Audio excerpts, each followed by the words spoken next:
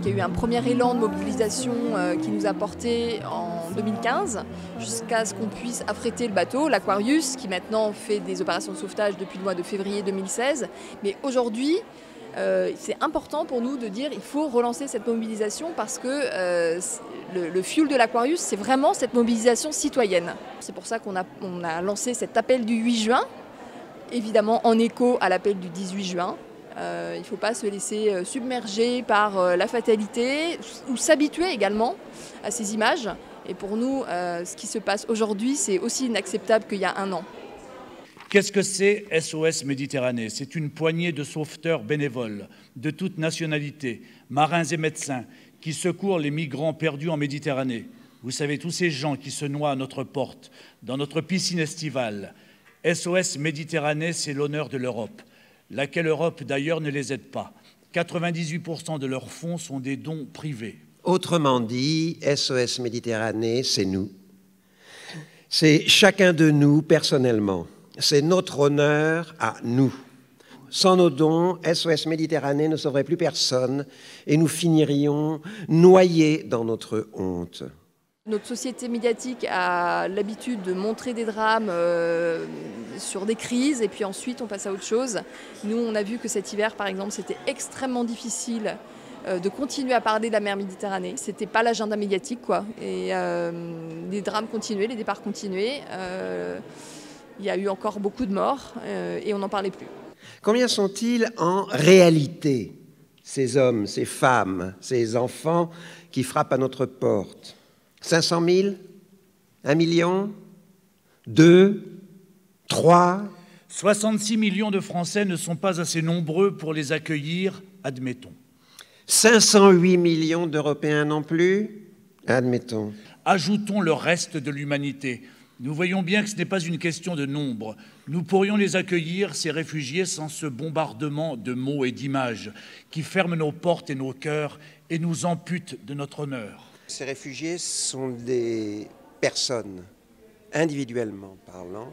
Chacun d'eux est une personne.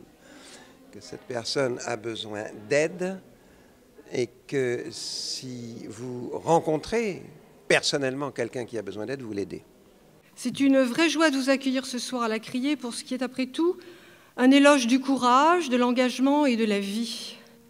Un théâtre digne de ce nom n'est jamais coupé du monde tel qu'il est, ni des humains qui passent devant sa porte.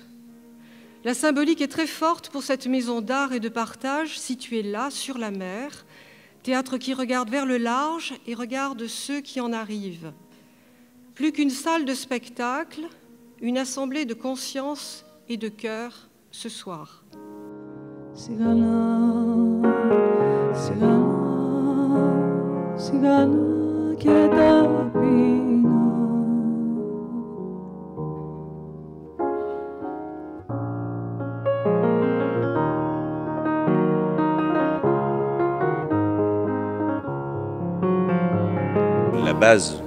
La base, c'est de sauver des vies, c'est de faire du sauvetage.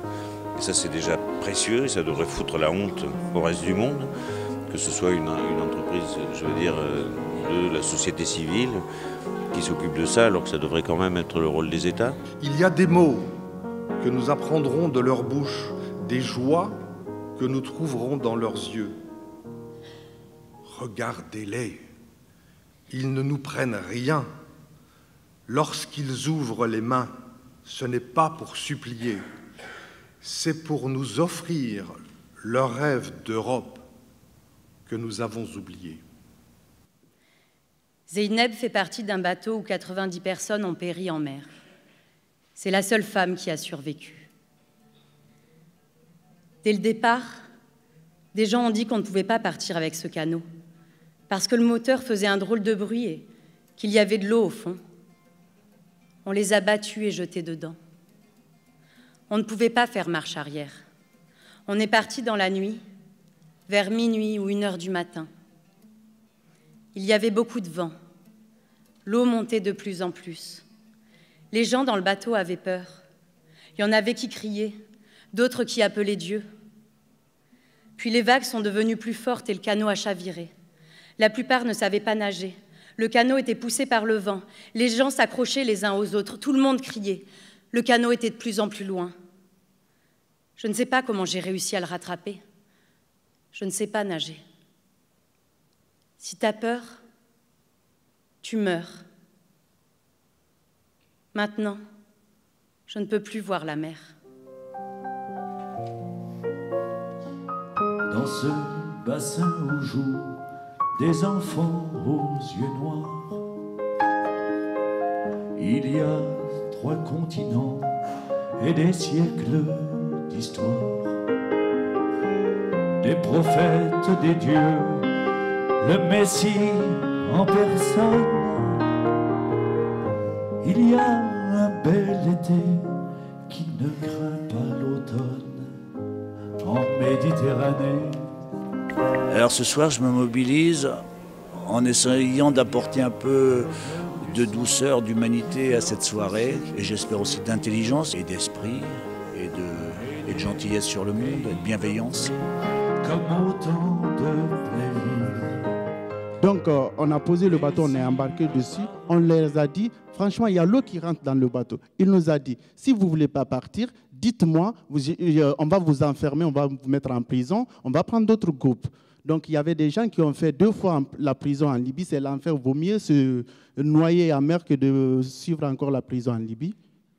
SOS Méditerranée fait une adresse constante à l'opinion publique, parce que l'opinion publique, ce qu'on suppose de l'opinion publique, est finalement l'argument ultime que nous opposent les responsables européens pour ne pas s'engager dans les dispositifs de sauvetage et pour se dérober à leurs obligations.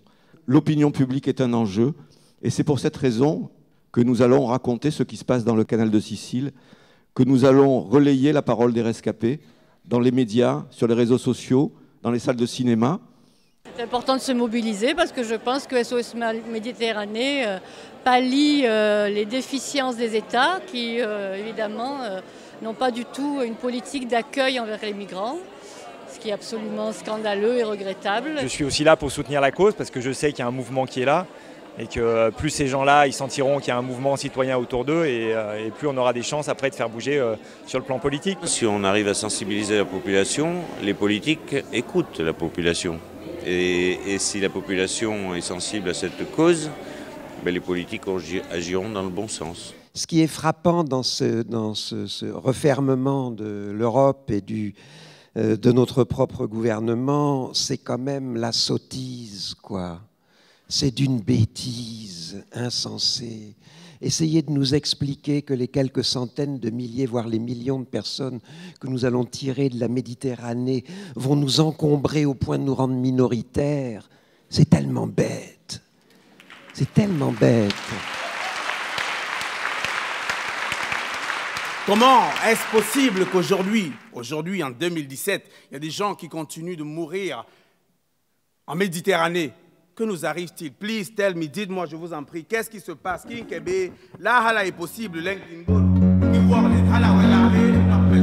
pas. Please tell me, dites-moi, qu'est-ce qui nous arrive?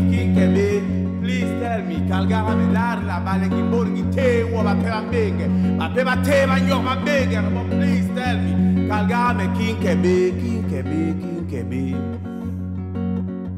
Quel que soit le métier qu'on fait, on ne peut pas voir des humains qui meurent, qui vivent dans ces conditions et rester insensibles. Et du coup, moi, mon rôle, la chance, c'est que voilà, j'ai une tribune, j'ai un micro, j'ai des interviews.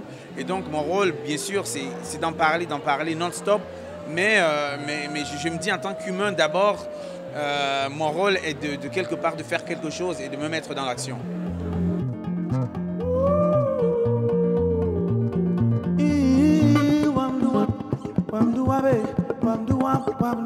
On sous-estime l'importance de la fraternité qui peut exister dans ce pays. On s'est laissé un peu emporter par ce qu'on appelle la lepénisation des esprits, la peur, le repli, cette idée d'une Europe cadenassée.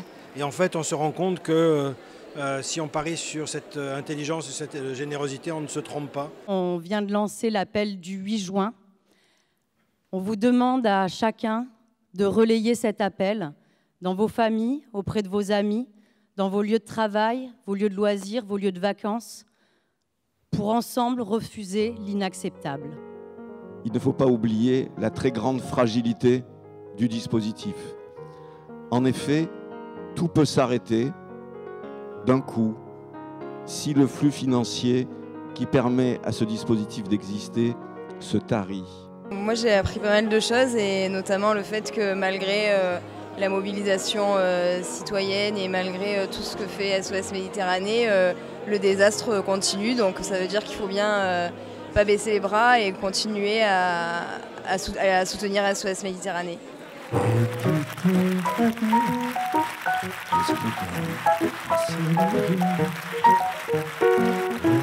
Rivage sans nuage au ciel enchanté. Méditerranée, c'est une fée qui t'a donné ton décor et ta beauté.